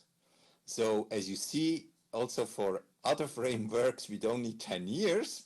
If both sides have the same opinion and the same goals, we were able to put it through in 18 months. Now, the trade agreement incorporates a large part of the agreements with the EU in the economic and trade area. It includes the Free Trade Agreement of 1972, the Agreement of Government Procurement, the Anti-Fraud Agreement, as well as the parts of the Agreement on Mutual Recognition of Conformity Assessment, you know it as an MRA, and the Agreement of Agriculture. This agreement also covers trade in goods with Liechtenstein. The Road Transport Agreement guarantees that the transport of goods and passengers by road can continue beyond UK's membership to the EU. An Air Transport Agreement ensures that air traffic rights can continue to apply without interruption in both countries. The Insurance Agreement guarantees the freedom of establishment for insurance companies in the field of direct damage insurance. And the Agreement on Citizens' Rights protects the acquired rights of Swiss nationals in the UK and UK citizens in Switzerland once the free movement of persons with the United Kingdom ends. And now you can see we have no agreement of free person movement. This is not possible because Switzerland has in its constitution a new article that says we are not allowed to sign new agreements with free personal movements. And to inform you, the United Kingdom were ready to continue with us the free labor movement we have already with the EU. As they said, for us, Switzerland is no problem for free labor movement or free person movements.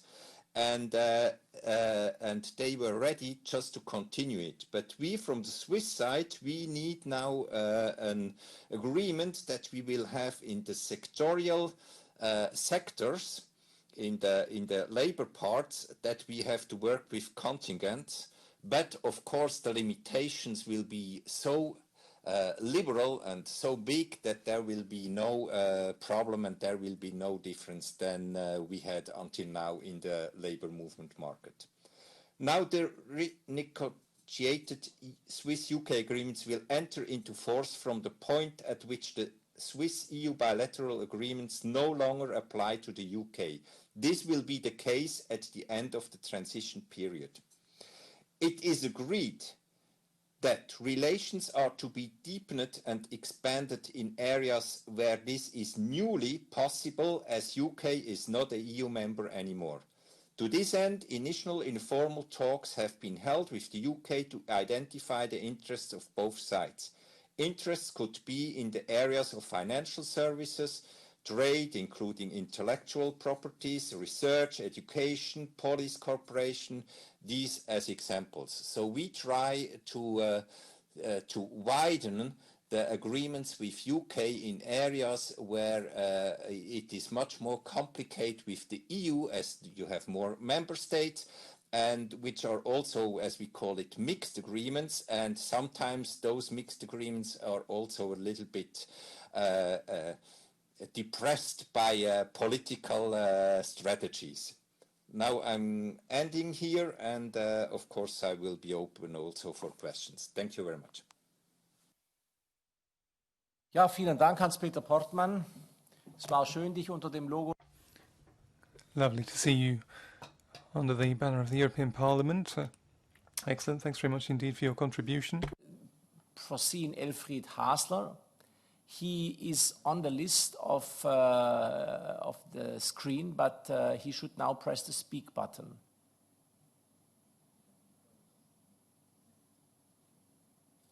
Yes. So I'll try again to speak. And now you see me? Yes, we see you. Oh, fine. Thank you. Sorry for that. Well, let me give you a short overview about the situation from a Liechtenstein point of view. Also, the UK is not the most important trading partner of Liechtenstein. Still 2% of our direct imports and 2% roughly of our exports go to the UK or come from the UK.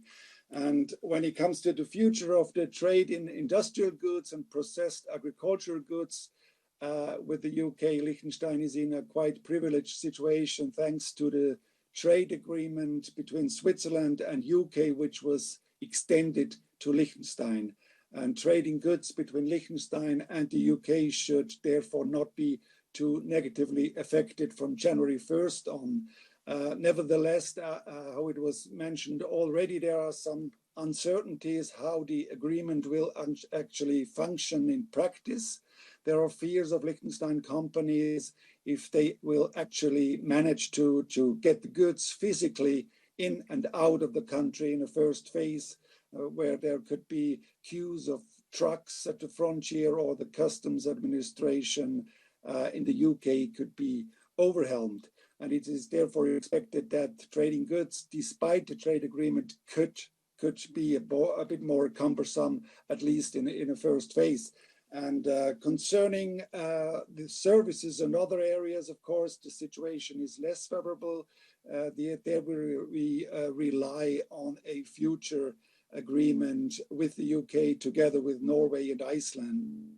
And within services, especially financial services, are of special importance to Liechtenstein, as for example, with the Brexit, the single passport for financial products will not cover the UK market anymore. So in short, quite a favorable situation when it comes to goods, trading goods, but a challenging situation for Liechtenstein when it comes to trading services. Thank you. Thank you so much, Elfried, also for the hard work that you did to make the connection working. And now I finally would like to give the floor back to Gwendoline to come to a certain conclusion, also referring to the questions and the comments that have been made by comments. Please, Gwendoline.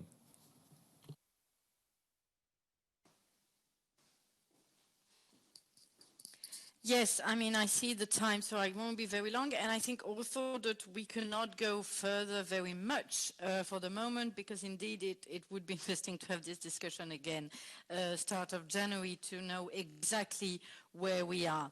The situation of a no deal has not been that much worked on for the moment, because I think that since the very beginning, the European Union has been working and hoping and working very hard to make the deal happen. And this is one of the problems of the situation, of course, of being in this situation so late in the year, because we are now going to have to improvise a bit, start of January, if it goes on a dramatic way. Indeed, minimum standards will be the ones of international agreements. The settlements would be organized under the WTO, or for some topics under the provisional agreement we have with the transitional agreement we have with UK, depending on the topics. And we would probably need to work topic by topic. I mean, one example being the tunnel under the channel. On this, an agreement has already been found, and I guess that if we would be needing to do so for a number of topics, if we were in a situation of no deal, the problem, of course, of the borders is huge. It would mean awfully long queues, awfully long situation. We have been told that UK has purchased a huge lorry park in Kent on a flood plain because they expect queues of up to 7,000 lorries, even if they will be asking, of course, the paperwork to be filled out before.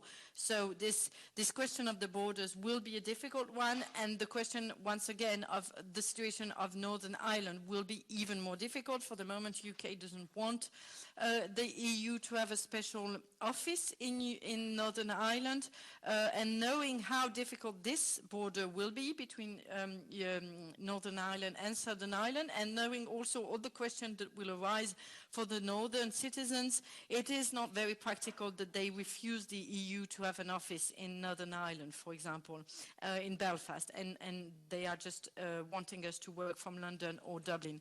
So this is the sort of very practical things that we have not find a solution for the moment, it will have, of course, consequences for all of our other partners in other situations. As most of you have said, you have your own working situation with UK, which makes you quite independent for a lot of things, but there's for sure the problems of bureaucracy, the problems of trade, and once again the citizen rights problem that could arise for citizens living abroad, like for all the citizens living in Ireland, will be a difficult situation that will have implications for everyone, I am sure. Thank you so much, Gwendoline, for that overview. It has been very helpful to make that possible for all of us. I think this topic will remain on our agenda. And as we are moving now to point 8 of our agenda, which is the future work of the EEA-JPC, I would like to tell you that we have been agreeing in the Bureau this morning that we'll speak about the European Carbon Border Adjustment Mechanism, Erasmus+, Arctic Cooperation, EEA and Norway grants, EU-Swiss relations, new partnership with the UK, lessons learned from COVID, and also the minimum wage directive of the European Union that has to be addressed in the next time.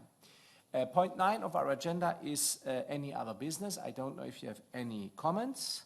I'm very happy that this meeting went well, that you were all connected and we are all able to speak. We even were able to do a resolution. I don't know if you have any other business to be added. That's apparently not the case, so we come to point number 10, date and place of next meeting. All EEA-EFTA countries will hold an election next year.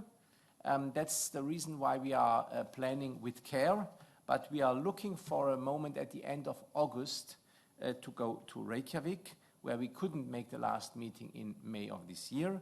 We will see how we do it. We will inform you as quickly as possible. We thank you. I thank you as chair, all of you, also my co-chair from Norway. We were very happy that you were all together, and we wish you together a very nice afternoon. Stay safe and see you soon.